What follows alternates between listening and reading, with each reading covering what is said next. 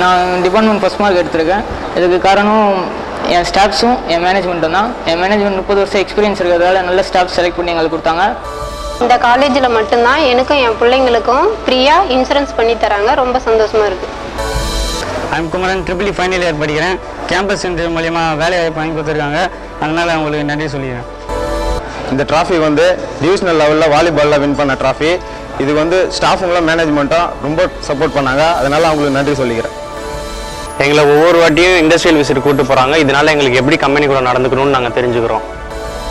கம்பெனிக்கு போயிட்டு lathe milling CNC machine work பண்ணதுக்குலாம் நம்ம நரசிம்மபுரம் பாலிடெக்னிக்கில் ஃப்ரீயாக கற்று தராங்க.